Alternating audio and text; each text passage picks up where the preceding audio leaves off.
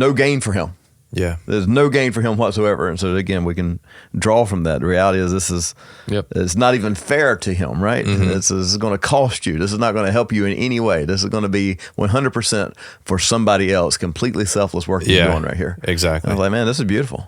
This is what God did for us. It's not going to make sense even. So the rightful reaction is, no, I can't do this. Well, and so the question then becomes, why?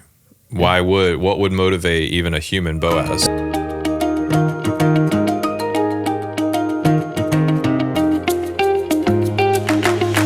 All right. Here we are back with Pastorized to the book of Ruth, which is a short one. This is what, 4 chapters? Yep, 4 chapters. And so it's we'll have to dig deep. We'll mine heavy for some of this stuff. And so this is just a story in the middle of Judges where it tells us it's coming from the time of the Judges. And so this is just one of the outliers, and there's a reason for it. We'll see it in a few minutes of why this particular story is included. But this is the story of Elimelech, Ruth, Naomi, her kids, Mahlon and Chilion, which is Chilion's a unique name, right? Yeah. Chilion. We'll get into the meanings, I'm sure, at some point. All right. Well, let me see what you got then. Because I mean, with a book that's only 4 chapters, then you've got look at everything. More likely, you can look at everything, and because it adds depth, basically. Yeah. You just read over it, and you're like, okay, well, we get one where Naomi's like, well, don't call me Naomi, call me Mara, because I'm bitter instead of pleasant. But the rest of them are actually good as well. But Josh, do you take anything? Elimelech means God is king. You can see that because El is God, Melech is king. Okay. Naomi, it tells you, if you have the NET version, it'll tell you in the footnotes, Naomi means pleasant in Hebrew on the bottom of the second page there. Mahlon and Chilion, Mahlon means sick, and Chilion means ending, like you're done. Yeah, crying, weeping, ending, yeah. So it's from the get-go. They knew So kids were all over the world. So with the names of their kids, my question then goes to, and this is not something that we really know, but maybe they were born during the famine. So you've got this famine, and that's the reason why they end up going over to Moab, and it shows a little bit of probably a lack of faith, perhaps on Elimelech's side, maybe for not staying around and trusting that God will provide. But at the same time, if you're looking around and everybody else is like doing what's right in their own eyes because they don't recognize God as king, and they don't have a king. And so it's interesting, the irony in a sense of Elimelech's meaning and probably why his parents would have named him that. And then, you contrast that to what we've had in Judges as far as there is no king. And so everybody's doing what's right in their own eyes. And so this guy's what's right is take care of his family. Let's go over to Moab. Yeah. They've got food over there. And so perhaps his kids were born among the famine, and that's why they're giving him these harsh names. Right. This kid is not looking so good. We'll call him Mahlon. But that's could rough. have been malnourished initially. It could have been something. Yeah. And I think so. That is, Mahlon was the one that married Ruth. Correct. So. Well, let's be honest. If our family was starving, we would go wherever we had to go. Oh, yeah, for sure. So I don't indict him on this move. I don't either. And so it's always hard. And I've heard, preachers try to spiritualize the text that, they all died because they stepped out of the will of God and went to Moab. I was like, whoa, hold up, time out. Jesus also went to Egypt. Was he out of the will of God? I don't think so. We can't draw too much from it. We can only go with what it tells us, right? Right. And so, stuff happens. People were dying in Israel, people were dying in Moab. You just can't borrow too much from the story because that's really not what it's about. Well, and the harsh reality too is that in Moab, these are Lot's descendants, and they were pagan worshipers, basically pagan god, and so they were very much blood sacrifice, but not just animal blood; it was human blood as well, and some of the child sacrifice, Chemosh or whatever, is often labeled as the main deity that they would have worshipped. And so, you're going into enemy territory, so to speak, and they are going into the world, so to speak, as opposed to staying within the nation. And so it is going to be harder. But just to point out to the nation that they were staying in was not so great. No, it's not. I mean, there's not really a great choice either way at that point. But here's where they're raping people and killing and murdering. It was all bad. Yeah, it was the whole world was bad, and much like today, I'm sure. So if you take their names in Hebrew, Ruth means friend, and Orpah, super meaningful, neck or fawn. Yeah. It's like, wait, they don't even know how to pronounce. I think they don't really know exactly what all this actually translates to. But, that one was like, okay, after you're looking at all of them, you're like, okay, this adds meaning. What?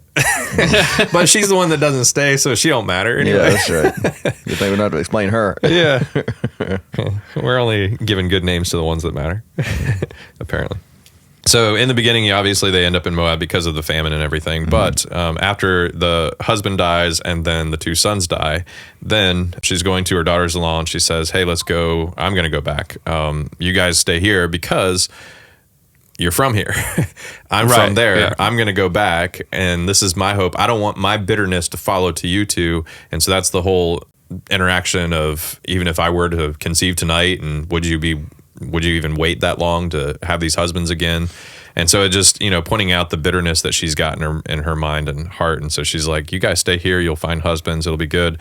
But it is interesting to point out that one of the reasons why she's willing to go back is because the Lord had visited his people, and he had provided for them food. And so Bethlehem, being the house of bread, is more likely to live up to its name. But so she wanted them to, have this legacy, so to speak. She knew that if they would have stayed with her, then they'd be kind of destitute like her.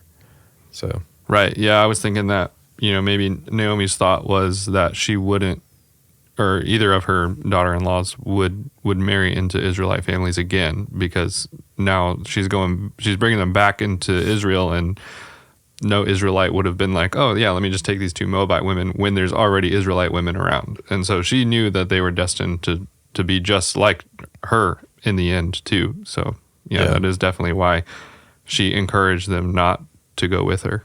Yeah.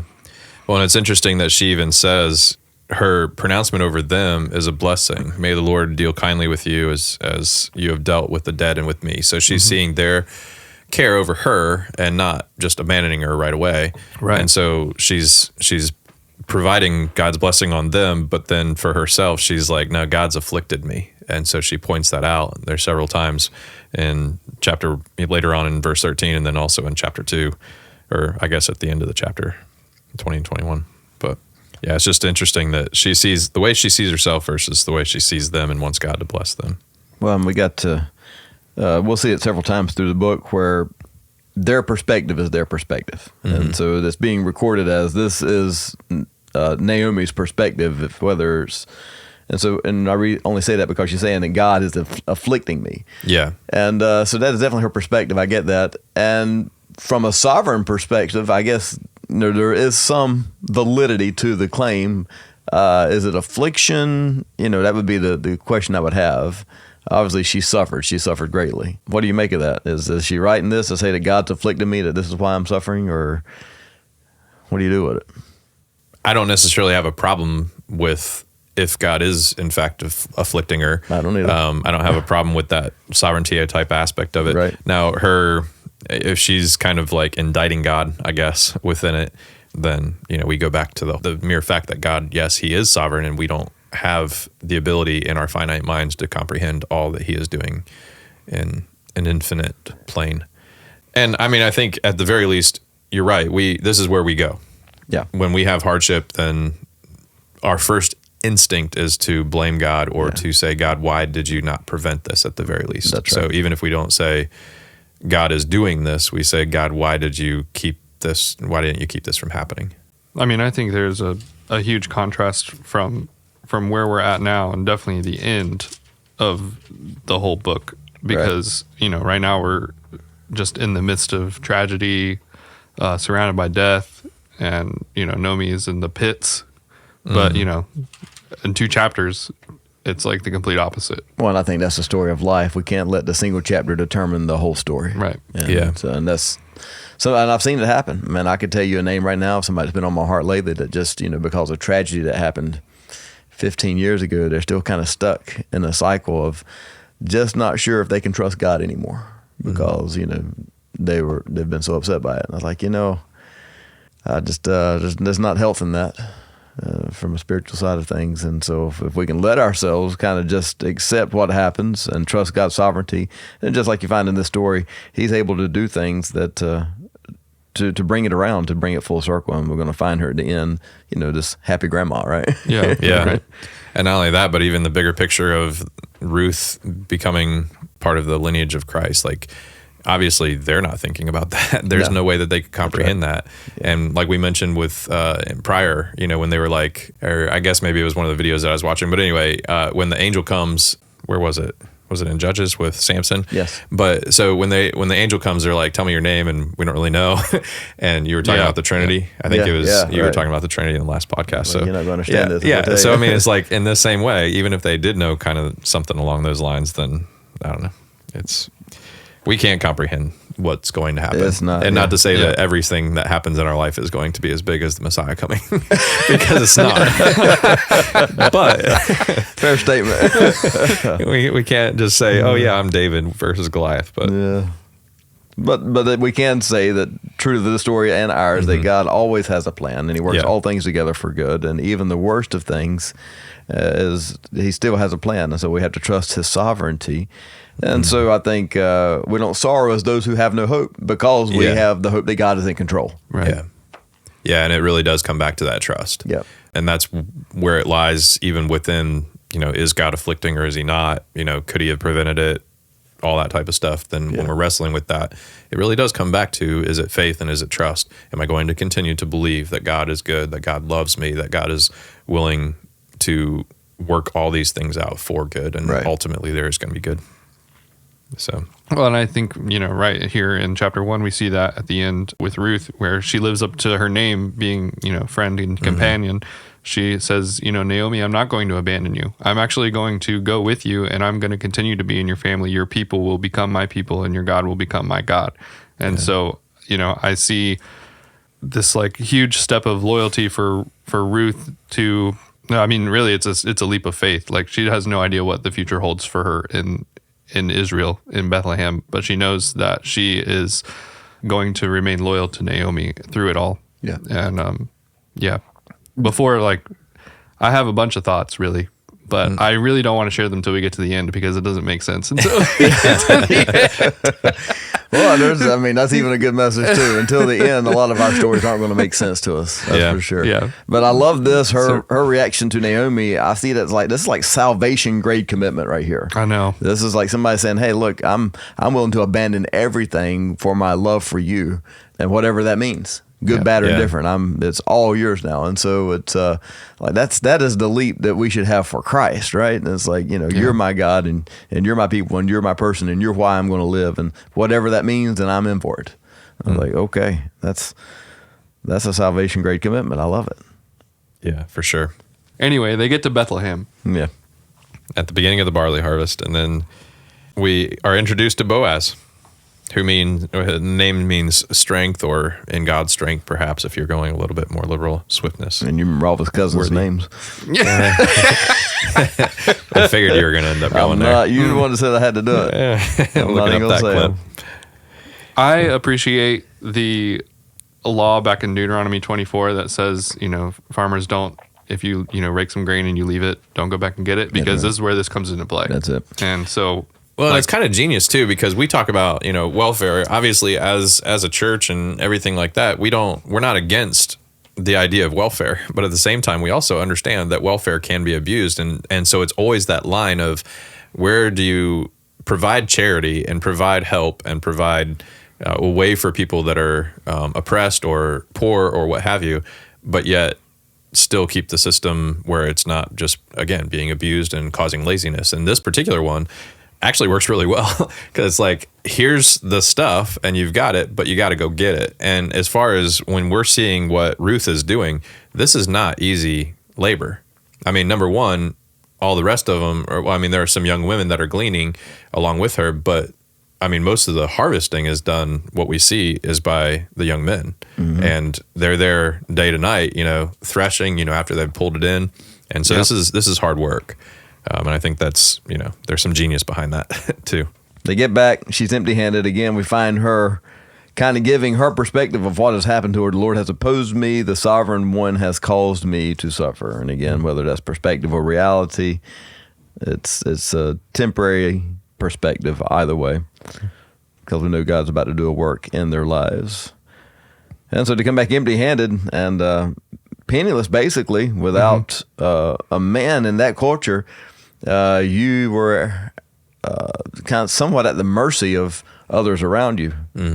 And so even we found that the passage of land went from the male generation to male generation. Now, there had been laws about that where, hey, the women could receive as well. But here we find them, showing up. They haven't been working the land, so there's not anything that they could harvest even on Abimelech's land. So it's not like it's sitting there waiting for them.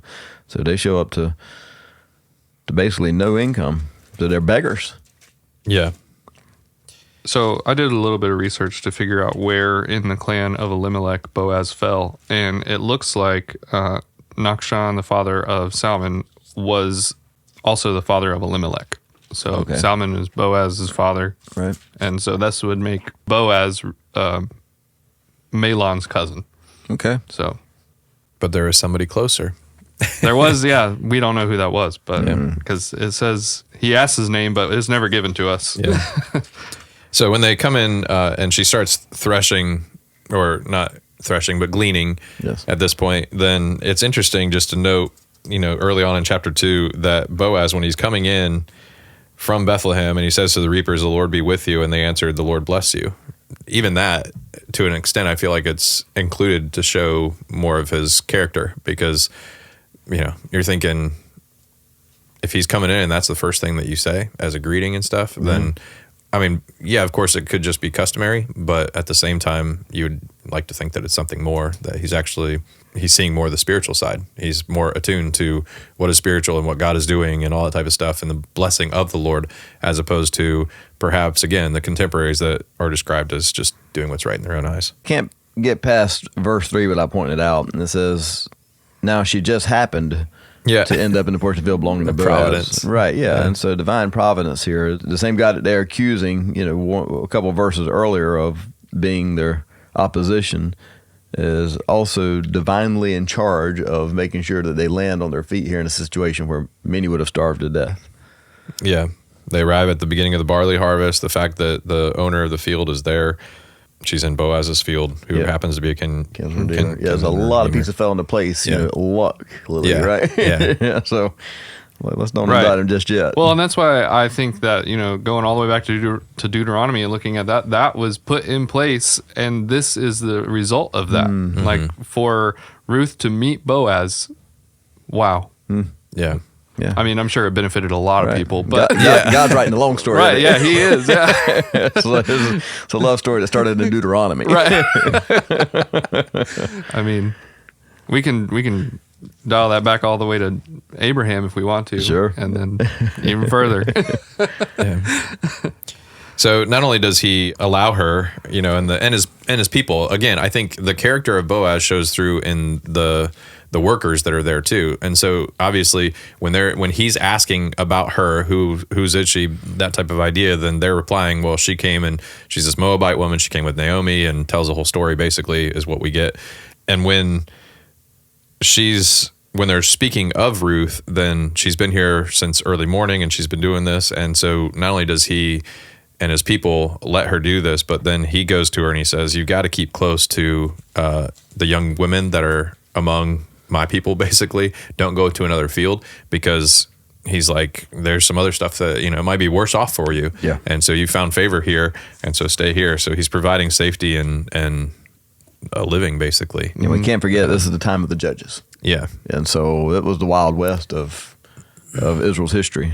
Every man was doing what was right in his own eyes. And so single young woman by herself, or foreigner, yeah, and just showing up. I mean, a lot could have happened that would have been adverse. Yeah, they say it as much. I mean, stay here. I've charged the young men not to touch you, and then later on it says, like Naomi speaking to Ruth at the end of chapter 2, lest in another field you be assaulted. Right. I mean, so whether it's a sexual assault or whether it's just a violent assault to steal what she's gathered and the hard work and stuff, either way.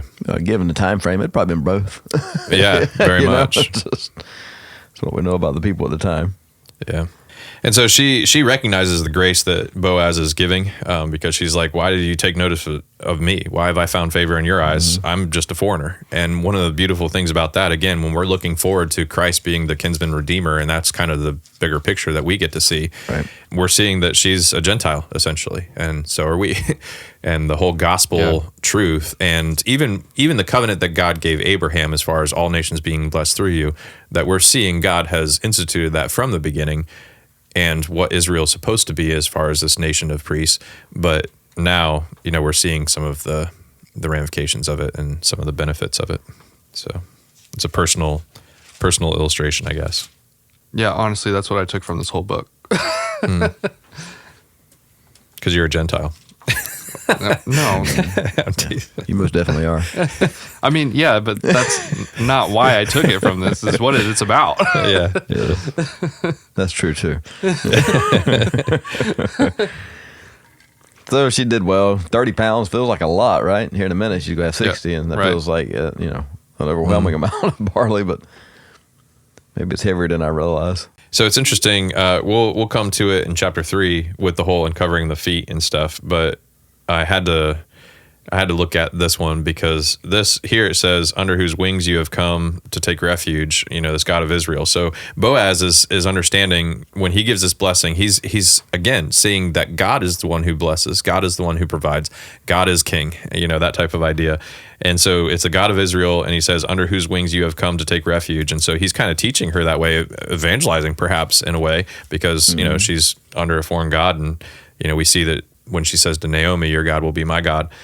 And then later on, when she goes to the threshing floor, and this is chapter 3, verse 9, ESV translates it, I am Ruth, your servant, spread your wings over your servant. Whereas other translations are either, KJV says skirt, others say the corner of your garment, and all that type of stuff. And I think it's interesting. It is the same word.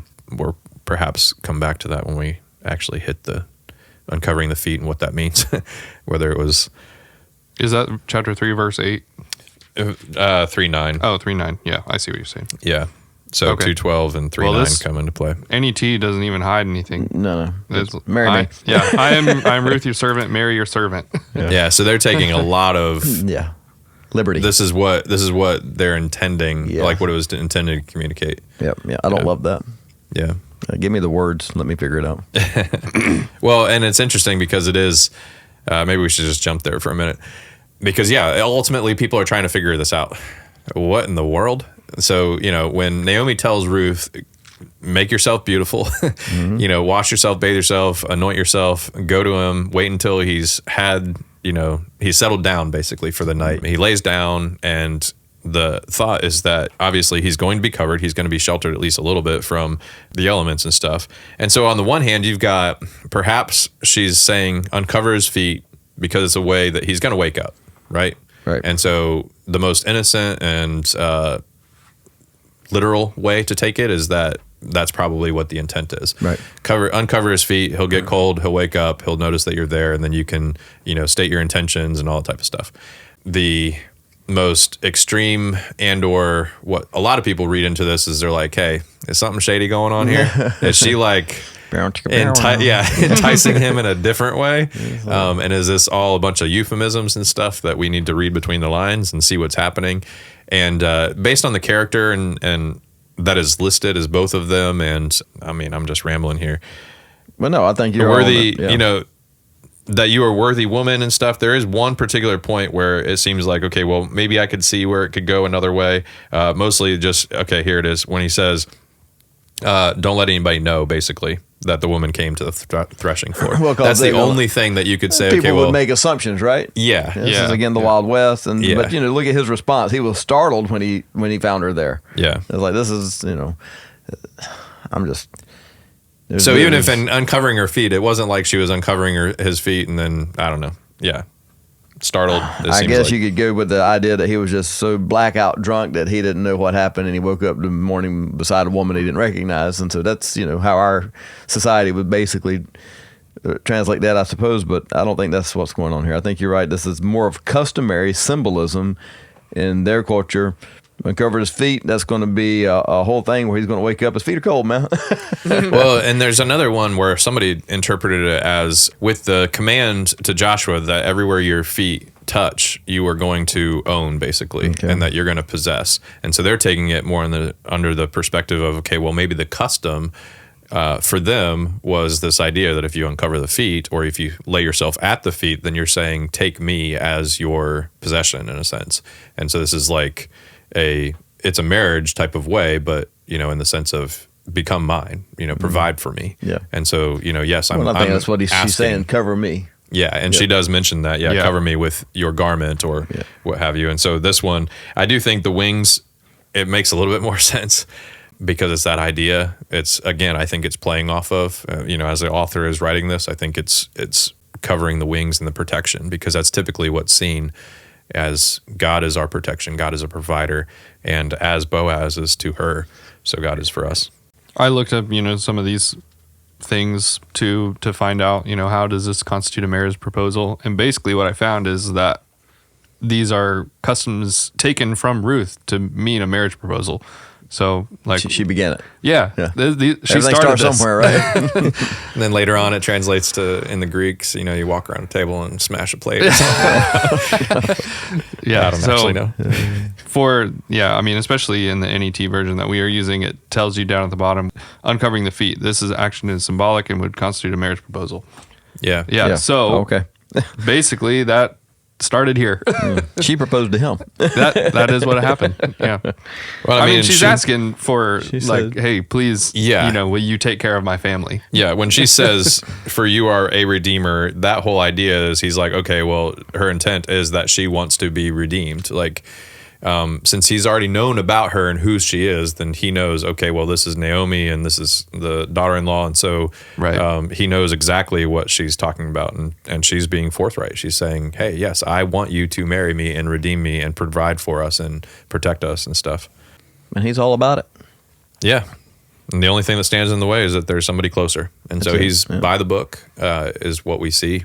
So he's like, hey, we need to make sure that this other person refuses it. And the other guy, he's basically like, well, I already got a family, I already got a line, so I'm not going to, I'm not going to do it. So she's all yours. Does it say that he already has a family? I think that's the assumption. He says... Yeah, mess up his inheritance. Yeah. I think the inheritance aspect of it is where we assume that he's already got. I see. Because part of the law, too, is that Boaz, it is very generous because Boaz is kind of giving them their inheritance, because now we see that the child is named Obed, but if it was really customary, then they probably should have named that child Mahlon. Well, I think, or at least having the name of the father. I think they did. I think it's implied that the neighbor woman gave him the name Obed. Okay. So his name would have been Mahlon, but Obed stuck. Yeah, Obed did stick. I think when all the genealogies. when they wrote it down in heaven, they're like, we're going to Obed on this one. Yeah. And what does Obed mean? I don't remember. Slave. Slave, yeah. Slave. It's crazy, isn't it? Yep. So, anyway. What do you want to make with that? Yeah, Went from Deuteronomy sick to 25, slave. 5, and 6. That's where we get this. Okay. You got to, name your child after the deceased father when you remarry. Yep. Well, and then so in this instance, in this custom and in this culture, it allowed for an additional wife at this point. And so it's very reasonable that Boaz would have already been married, I think, just based on his status in society, not because of any information we've been given, just his age, his status, because he said you didn't go after one of the younger men. So I'm guessing maybe. Yes, he's not one of the younger men. And so I would not put him as somebody that was not married. And I could be wrong on this. It's just speculation right now. We have no information. Right. And it's not necessarily pertinent to the situation. The reality is that he becomes the redeemer for her, for the lineage of her whole family at this point. Elimelech. Yeah. And so I guess let's kind of wrap it up and mention the genealogy. Obviously from them comes David, but we do need to perhaps spend some time on that whole theme of what a kinsman redeemer really is. I mean, we've talked about it some, but just kind of rehash it in a nutshell. I mean, and how Jesus fits that. Yeah. So what Boaz is doing is he is related to Elimelech, and since Ruth married into Elimelech's family, he was the closest relative that was available to marry her. And in this case, he is very well off. And so he can take good care of them. And so I think, when it comes to looking at Christ, he became the perfect sacrifice, and he became our Redeemer through his blood, just as he fits, he satisfies the Levitical law in that, but also he provides for us in a way that we can't provide for ourselves. And that was where they found, Ruth and Naomi found themselves in a way that they can't provide for themselves. And so Boaz is a picture of Christ in that he redeemed them from their poverty and brought them into the riches of his inheritance. So I also think there's a deeper thing there too, with Ruth being a Gentile and Naomi being an Israelite. And so we get to see that these two distinct people groups, Gentile and Jew, are now both redeemed by this one Redeemer. Yeah, and Preach. yeah, and That's my whole thoughts on the whole book. That's all I had to say. That's it. Yeah, that's wrap why I it, came. Wrap it up. And so much of it is, even as if that's not enough, then she's part of the line of Christ. And so not only is it we get to see a foreshadowing, but it's also that we get to see that God is so involved and invested in the Gentiles and not just the Israelites, that he is including them, Rahab and Ruth and others perhaps that aren't not mentioned by name. But For historical sake, this redeeming is really focused on the land. it is. So whenever he has a child now with Ruth, that will basically be the descendant of Elimelech in all practical purposes. And so Obed won't be his lineage. And so this child will now be the inheritor of Elimelech's land. And so that's the idea, that the goal was to keep the land in the family. Yeah, and the tribes. Yeah, in the tribe, right. And so he's also he's doing all this is 100% no gain for him. Yeah. There's no gain for him whatsoever. And so again, we can draw from that. The reality is it's not even fair to him, right? This is going to cost you. This is not going to help you in any way. This is going to be 100% for somebody else, completely selfless work he's doing right here. Exactly. And I was like, man, this is beautiful. This is what God did for us. It's not going to make sense even. So the rightful reaction is, no, I can't do this. It's going to mess me up. Yeah. And so the other guy's like, hey, in the flesh, this is our natural reaction. And so the question then becomes, why? What would motivate even a human Boaz to love. do it? Yeah, and that's where I would go. Yeah. He loved and he cared. He had compassion. He had grace. He had mercy. And so the characters, aspects that we see God and he's declared of himself, that is the only thing that would make sense as to why God would do it. And so that whole kindred aspect of it, yes, Christ had to take on human flesh and become one like us, Emmanuel and stuff. And so the willingness, the ability, all that had to be. And then not only that, but the redemption was by blood, not in the kindred redeemer part, but just in redemption and redeeming and the sacrificial aspect of things.